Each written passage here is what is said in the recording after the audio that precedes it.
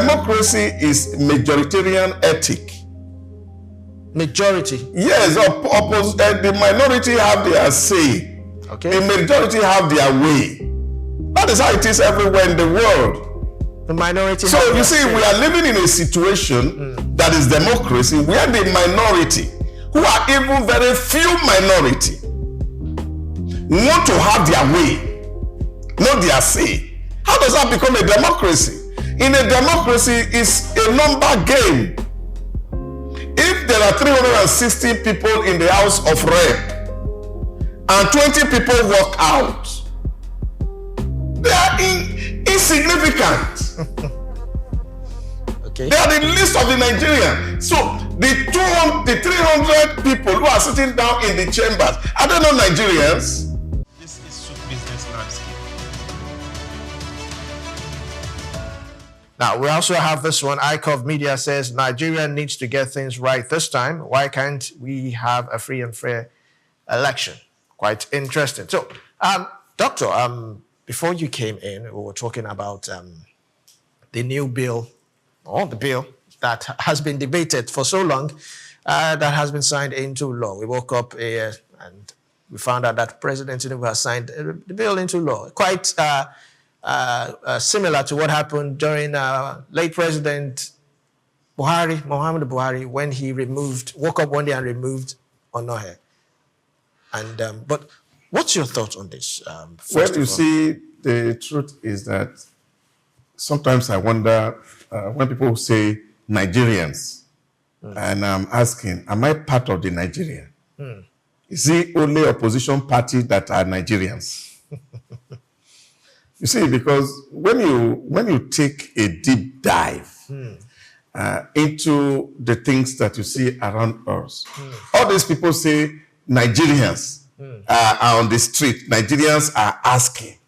They are only arrogating citizenship to themselves, being members of opposition. And therefore, anybody who does not align with their political thinking or philosophy is not a Nigerian. The Senate that passed the law, they're not Nigerians. Did they come from India? But there was still debate on the floor. Well, there are debates. Yes, of course, opinion cannot agree. That's why I say democracy. Democracy is majoritarian ethic. Majority? Yes, the minority have their say. Okay. The majority have their way. That is how it is everywhere in the world. The minority. So you see, we are living in a situation that is democracy, where the minority, who are even very few minority, want to have their way, not their say. How does that become a democracy? In a democracy, it's a number game. If there are 360 people in the House of Rep and 20 people walk out, they are insignificant. Okay. They are the least of the Nigerians. So the 300 people who are sitting down in the chambers, are they not Nigerians? They are representing more constituency than the one that walked out. Why will not the opinion of one man who dissent from what is right become the opinion of all of us Nigerians? See, and I think this is where the media needs to be really very careful. Don't say Nigeria. Call them by name. Shobara, for example, is AAC member. What did they call the other one? They call the DP. She is in ADC member, card carrying member of ADC. How do opposition go to the street to go and protest something and they say they are the voice of Nigeria? Am I not in Nigeria? Am I in the streets? So these are the issues that we must have to look at and deal with very well, because you can't now arrogate the citizenship of the entire country to yourself because you are standing in opposition today. The truth be said, and this is what Nigerians are not dealing with. INEC has a challenge. And what is this challenge? That the current law, which was abrogated yesterday, had given a timeline for INEC to promulgate the constitution of the electoral cycle at a certain point that needs 360 days to do. And now when you are counting 360 days into what we are having, INEC is already breaching the law. That's the issue. The law has already been breached, so that if we don't start now If Amokwito has not announced the timetable, the time he did, then he would have run foul of the law. Okay. So what the Senate has done is to reduce the day so that we can still work within the ambit of the law, that nobody is breaking the law. Because if you are running an election and it's not done according to the provisions of the act that sets up the INEC, it becomes an illegality. Yes, true. We should have be honest with ourselves. Okay. So don't politicize everything that happened. Somebody say, why did he run to sign the bill? Because time is of essence. The election is in February next year. Yes. And if that election had to happen, then of course we have to complete the cycle. Because it's not just the voting that is the election. There are a lot of activities that need to take place before the election happens. So people were saying, the lawmakers don't want to sign the law. They are not ready to allow changes in the Electoral Act. Now they said, okay, they speed up the issues. They have to inconvenience themselves, even coming out of their research to ensure that they have to pass this bill. Now people are saying, no, it's coming too quickly. It doesn't make sense.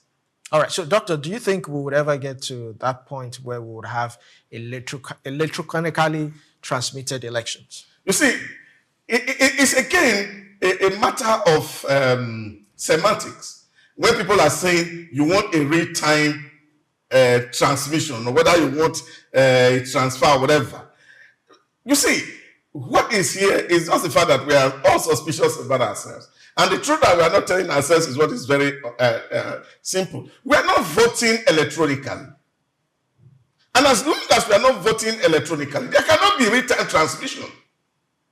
So it can't happen. There's no way it can happen until you get to the position where, of course, we are now having electronic voting. So which means as people put their thumb on a machine, then the signal is sent to the IREF directly. That's when you'll be talking about real-time. But what people are talking about here now is that people have to first of all queue and vote. The ballot papers are counted. And after counting the ballot paper, then the person scan it and upload it on the IREF. You see, the foolishness of the conversation, sorry to use that language, is the fact that people don't even realize that people can only rig elections where they are popular. People don't realize that. Why didn't Tinubu win in Southeast in the last election? Is it that they didn't have machinery to go and rig the election in the Southeast? He was not popular there. But he was popular in Lagos. Yeah, but he was popular in Lagos. But you see, what happened in Lagos, of course, you can also explain it. So where you win election is where you are popular. The place you can rig election is the place where you are popular. You understand that one? So people don't just go to places to go and rig election. Even those old days when we were growing up in the 1970s, when we are carrying ballot box everywhere, it's not everywhere you can go and carry ballot box. You have to be very popular in a place to rig election. You must know that. Like, I must put that on that line. So what if I'm popular in Lagos Island here? Those days we used to say, if you want to get vote out of Oba Palace, you get up to 500 million votes, 500,000 votes. Because nobody is going to go there to count the number of this. So if they upload 500,000 votes from Oba Palace to Ireland, who are you going to? Are you going to go and contend that is not right? You see, the things that we need to talk about, we are not talking about it as Nigerians. Very few miscreants go to the street and try to change and reconfigure the head of even the people who are thinking well. Transmitting result is not a problem. What is the problem is the fact that the manipulation that is happening at the places where elections are counted. Would that stop vote buying, for example? Transmitting results on IREF, would it stop people from taking money and voting for the candidate of their choice? Are these issues? So the issue we should talk about is the issue of values. Not whether we are going to use electronic to say something or not say something. There are a lot of argument around here and there. There are places in Nigeria today there are no 4G. That what you have there, yes, there's telephony happening there, but it's 2G. 2G cannot upload any document. And Nigeria also thinking about this.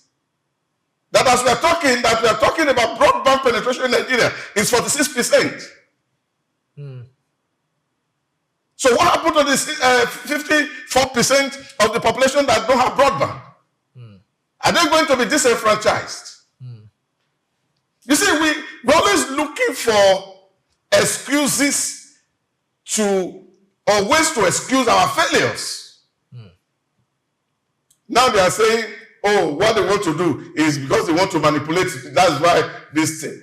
Even in the last election, by law of evidence, every agent of a political party should have a result from a polling unit.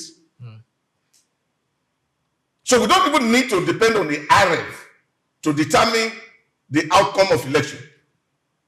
By virtue that you have a polling agent in every polling unit, your agent must be able to send a signed copy of your own result to you.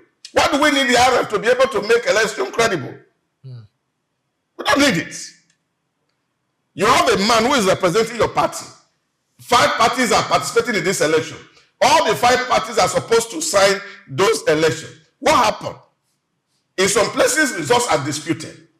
And when those results are disputed, then people say, okay, there are incidences. Okay. You say, okay, maybe were there violence around? Because the 2022 electoral law said that if there is a violence around a voting environment, the entire put is cancelled. Cancelled, yes. It doesn't matter who win the election there. Now, so those things happen. And when people can prove that there was violence in an election, even when that election result is uploaded on the IREV, by law, that election is invalid. So even if you move from your polling unit to the collation center, and then it can be proved at the collation center that there was actually people disenfranchised or not allowed to fight, or there was fight or violence in that place, then of course at that collation unit, based on the law, that result cannot be collected. And these are what Nigerians should understand. That there's the law that guides election is not just IREV. It's a whole document. They should read the document in a whole and then respond to the entire document. Not picking out one section of the document to say that is what makes the election credible. No, I don't agree at all. There's a whole lot of things that do. In politics, they call it gerrymandering. Where, of course, even before the determination of whether you are going to vote, constituencies are delimited and people can actually start to rig election, even from the delimitation of constituency. What are we talking about? So people must understand what is true and not let people blindfold us by their mere sentiments.